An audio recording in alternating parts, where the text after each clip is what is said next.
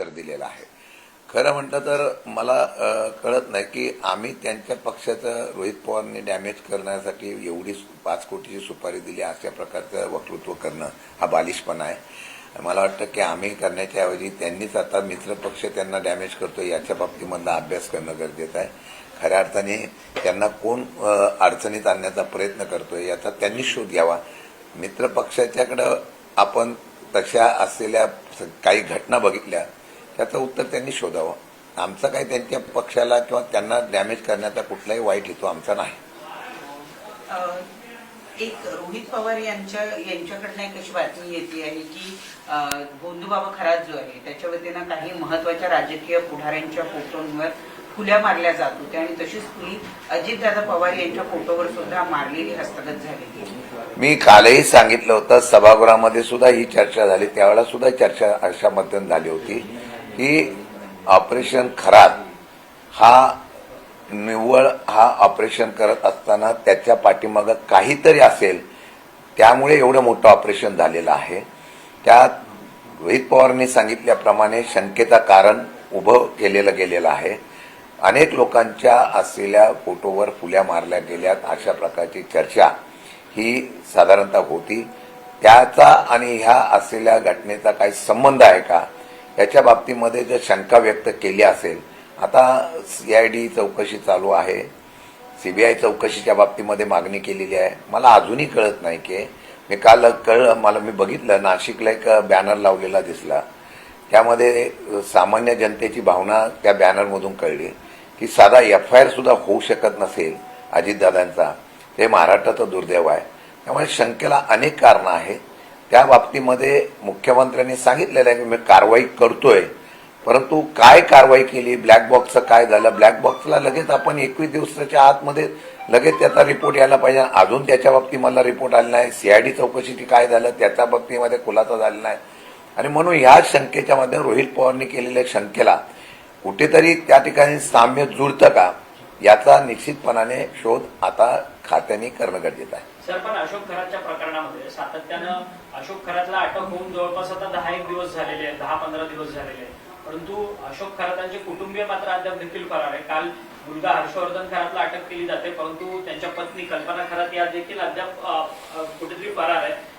SITचा तपास हा सगळ्या संथ गतीने सुरू आहे का यावर प्रश्न। माझ्या माहितीप्रमाणे एक चांगले अधिकारी तिथे SITच्या प्रमुख म्हणून ठेवलेले आहेत। त्यांचं काम मी स्वतः बघितलेलं आहे। मला वाटतं की ते चांगल्या पद्धतीने काम करतील आणि चौकशी त्यांची चांगली करून निश्चितपणाने जे काय आहे ते बाहेर आणण्याचा प्रयत्न करतील, त्यामध्ये कुठल्याही प्रकारची शंका नाही। आता पुरावे, चर्चा, चौकशीतून जे काही नावं निष्पन्न होतील, जे काही पुरावे येतील त्याच्याप्रमाणे ते चौकशी करून कारवाई करतील। लगेच त्यांच्या कुटुंबाला कारवाई करताना त्यांचा सहभाग किती आहे काय हे बघून त्याच्याप्रमाणे पुढची कारवाई ते करत असतील। राहुरीमध्ये आता अक्षय कडले यांना उमेदवारी भाजपने दिलेली आहे, तुमचा पण उमेदवार असणार आहे कारण तुमच्याकडे ती जागा आहे? नाही, अद्यापही आमची त्या ठिकाणी चर्चा झालेली नाहीये। पोटनिवडणूक जाहीर झालेली आहे। संबंधित असलेल्या वरिष्ठ नेते आम्ही बसू आणि त्याच्यावर काय चर्चा करायची त्याचा निर्णय आम्ही घेऊ। परंतु त्या ठिकाणाहून प्राजक्त तनपुरे तुमच्या पक्षाकडून इच्छुक आहेत, तुमच्या पक्षाचे माझे आमदार आहेत त्या ठिकाणचे, त्यांना या ठिकाणाहून संधी मिळू शकते का? पक्षात काही प्राथमिक या संदर्भात चर्चा सुरू आहे? त्या प्राजक्त तनपुरेंशी आम्ही चर्चा करू। मी असेल, पवारसाहेब, जयंत पाटील साहेब, सुप्रियाताई, आम्ही चर्चा करू आणि ह्या निवडणुकीच्या पोटनिवडणुकीसंदर्भात काय करायचं याचा निर्णय आम्ही निश्चित घेऊ। खरं काल जैन मुनी नयन पद्मसागर स्वामी यांनी एक विधान केलेलं आहे। ते विधान अर्थात असं आहे की महाराणी ताराराणी या जैन धर्मीय होत्या आणि कर्मवीर भाऊराव पाटील हे सुद्धा जैन होते, अशा पद्धतीचा दावा नयन पद्मसागर स्वामी यांच्याकडनं होताना पाहायला मिळतं। तशा पद्धतीने बघता दोन समाजात तेढ निर्माण करणारे हे वक्तव्य नाही का? ते कोण कुठल्या समाजाचा, कोण कुठल्या धर्माचा हा आता त्यांनी शोध लावण्यापेक्षा त्यांचा वंश, त्यांचे असलेले पूर्वज याची सर्व माहिती घेतल्यानंतर वक्तृत्व केले तर मला योग्य वाटेल। मला वाटतं की एखादा कर्तृत्वान अशा युगपुरुष किंवा महापुरुष असेल, त्याला आपल्या समाजाचा दाखवण्याचा प्रयत्न होत असेल, त्यामुळे समाजामध्ये तेढ निर्माण होऊ शकते, नाराजी होऊ शकते। मला वाटतं तर सध्या महाराष्ट्रामध्ये एवढंच चाललेलं आहे की धर्मवाद हा जास्त चाललेला आहे, त्यामुळे मला वाटतं त्या संदर्भामध्ये वेगवेगळ्या प्रकारच्या अशा प्रकारच्या वक्तव्य रोज आपल्याला पाहायला मिळते, त्यात आश्चर्य वाटायची गरज नाही। कार्यक्रम होत असताना उपमुख्यमंत्री एकनाथ शिंदे देखील त्या ठिकाणी उपस्थित होते आणि स्वतः मुंबईच्या महापौर ऋतू तावडे यांनी देखील आपल्या भाषणामध्ये दावा केला की माझा बंद गळा देखील बाबांमुळे चमत्कारिक पद्धतीने सुरू झाला, अशा पद्धतीचा दावा ऋतू तावडेंनी केला. मला वाटतं अंधश्रद्धा कायदा आता फार कडक करावा लागेल असं वाटायला लागलेलं आहे. सर, कालची एक मोठी बातमी आहे. काल सुनील तटकरे एबीपी माझावर होते आणि त्यांना स्पष्टपणे असं म्हटलं की विलगीकरणासंदर्भाची माहिती जी आहे ती अजित पवारांकडून आपल्याला आली, ती कल्पना होती आपल्याला या सगळ्या विषयात. खरं तर याच्या आधी ज्यावेळेस तुमच्याकडून विलगीकरणासंदर्भात बोललं जात होतं त्यावेळेस त्यांच्याकडून एक स्पष्टपणे म्हणण्यात आलं होतं की विलगीकरणाची अजित पवार मी प्रदेशाध्यक्ष असतं तर नक्कीच माझ्यासोबत चर्चा केली असती. आम्हाला या संदर्भात कुठलीही कल्पना नव्हती. त्यामुळे आता कुठेतरी एक खोटं बोलतायत का ते, किंवा त्यावेळेस खोटं बोलले आणि आता त्यांच्या तोंडातून खरं आलंय का? नाही, आम्ही हे सातत्याने हेच सांगत होतो की जी चर्चा झालं होतं सत्य होतं, ते सत्य आम्ही सांगत होतो. पण त्यावेळेला सांगितलं अशा प्रकारची कुठली चर्चा झाली नाही असं सांगितल्यामुळे एक लोकांमध्ये संभ्रम निर्माण करण्याचा प्रयत्न होतो का काय, म्हणून ती आम्ही चर्चा थांबवली होती. आणि ती चर्चा थांबल्यानंतर काही का होईना, उशिरा का होईना, पण त्यांनी सत्य सांगितलं की अजितदादांची याच्या बाबतीमध्ये आमच्याशी चर्चा झाली होती. आता ही चर्चा झाल्यानंतर त्या चर्चेच्या माध्यमातून काय काय झालं ते त्यांनी खुलासा करावा.